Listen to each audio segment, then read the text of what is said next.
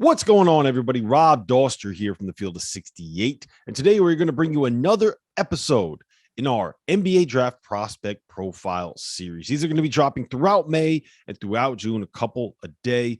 So if you do like this content, make sure you subscribe to the channel and do hit that like button. Anything that you can do to interact with these videos, it really does help the channel. It helps more people like you find this content. And since I have you here, make sure you check out our Instagram and TikTok pages. We are going to be pumping out more unique content over there throughout the spring and the summer heading into the 2022-23 college basketball season. Like, for example, did you know that Penny Hardaway was shot when he was in college? I didn't know that. You can find that story right now live on our TikTok and Instagram pages. The links for those are in the description below. So without further ado, let's get into another Field of 68 NBA Draft Prospect Profile.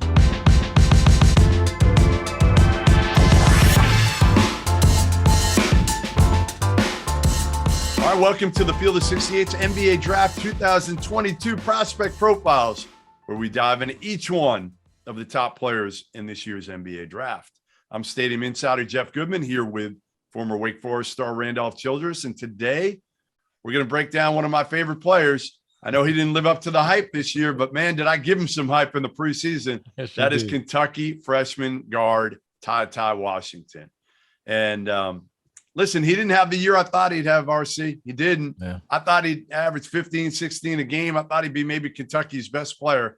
That was Oscar Tshiebwe, clearly. But TyTy's that combo guard. He's 6'3", 200, pretty big, pretty strong for the position. He can score it. He averaged 12.5 a game, 4 assists a game, 3.5 boards, shot 35% from three. What do you think of TyTy? What do you think of TyTy going forward? For the talk of lottery, he scares me.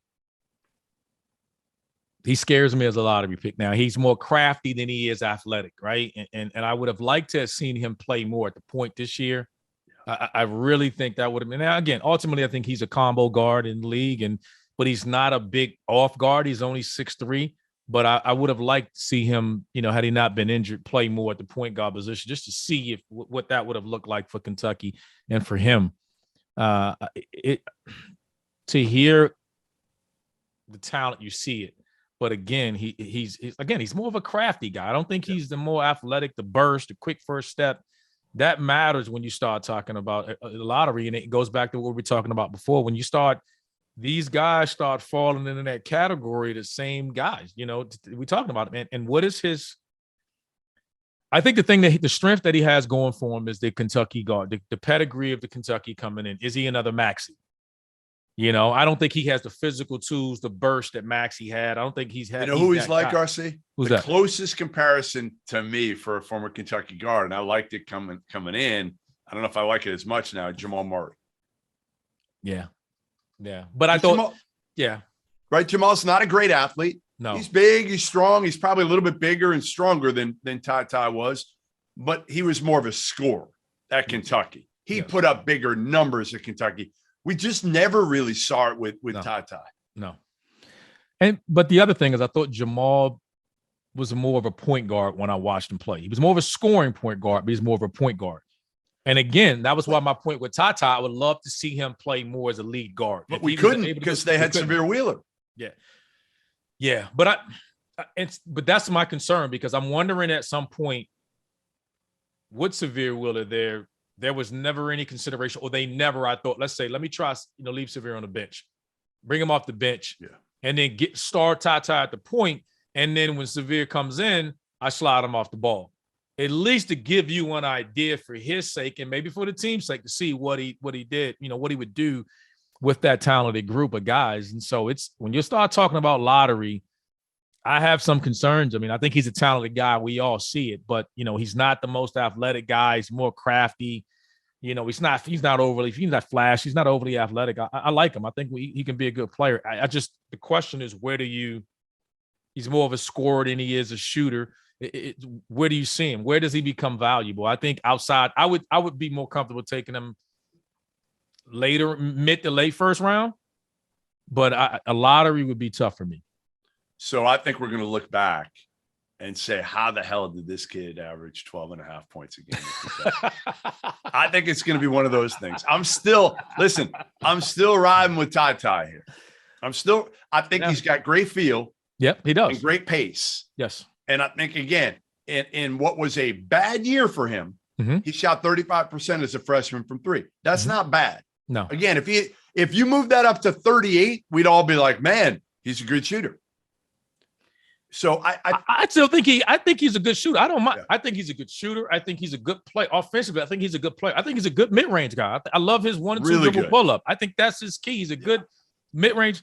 But now the question becomes, as you know, you get into that league and it's so analytical. So what happens if you take that away? Like it's about where he goes, because that's the strength of his. So if he goes to a team and they're like, hey, we want threes, we want you going to the rim. We want you attacking the rim in threes. I don't know if that's his strength. So to me, it's where he goes. Where does he go is such a big, I mean, it's that way with all of these kids, but I think for him, because again, could he be that guy? And if he's that guy, we look at the potential, and he does have that flash where you can say, hey, this kid I can see him being this player, this such a talented guy.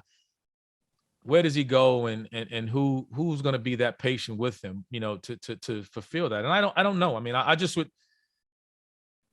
don't know if I'd feel comfortable drafting him. Is he a point guard? I think he's a point guard. That's the thing. I think at the NBA level, I think he's a point guard. Well, I think he has to be. Correct. Yes. That's the difference. And that's the thing. Yeah. He has to be a point guard. And that's like when we made the analogy with Jamal Murray was always a point guard.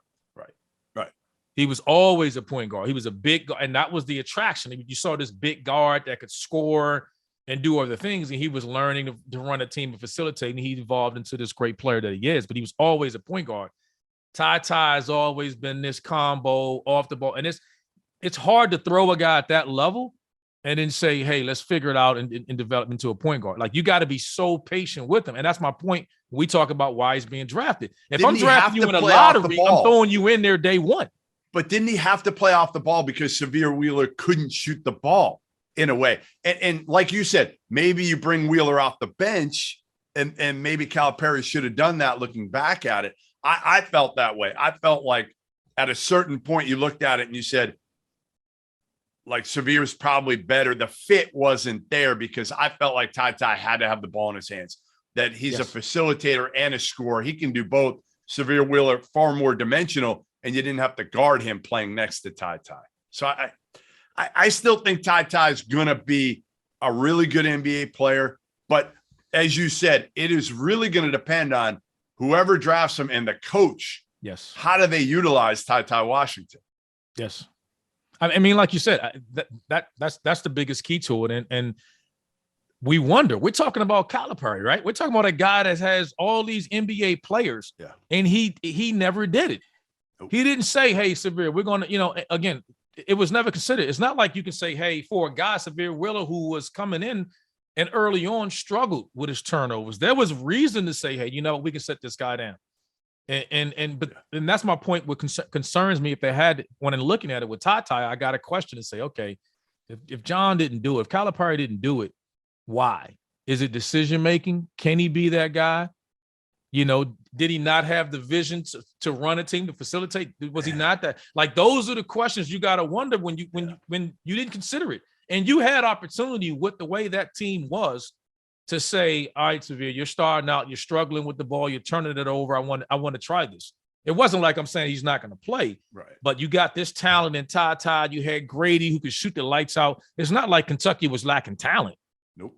Wherever you made the rotation out. So giving him that opportunity and then sliding him off the ball, he didn't do it. So it made me think like, okay, maybe there was some concern. Maybe the ball doesn't move as well with him at the point guard spot. Like, what didn't happen says as much as what happened.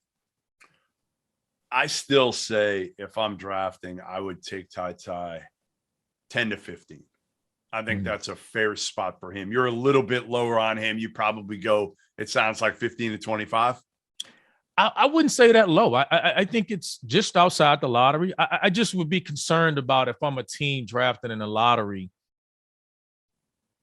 experimenting with that.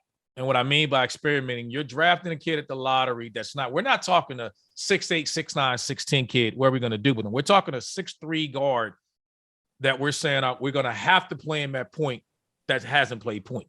Like, that's major. As a lottery, that's major. So if it is, I mean, the talent's there. He knows how to play.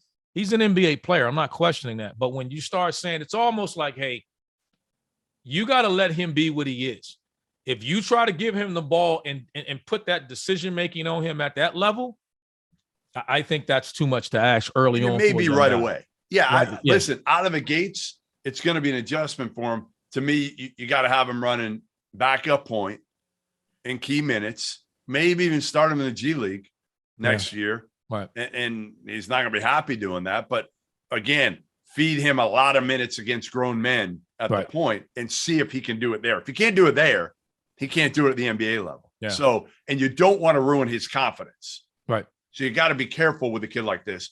But again, I'm a fan. I've been a fan all along. I think in the right system, utilized the right way, I think TyTy could be a hell of an NBA player. But if you can't figure him out and you put him in the wrong spot and you put too much on him too early, I also see him as a kid who's almost, and I'm sure he's gotten tougher playing for Cal this year, but you wonder, like, he's almost like too nice a kid in some ways. Right. So you worry about him that way as well as a rookie, as a young player coming into the league. If he doesn't have success early, does that affect his confidence and hurt him going forward?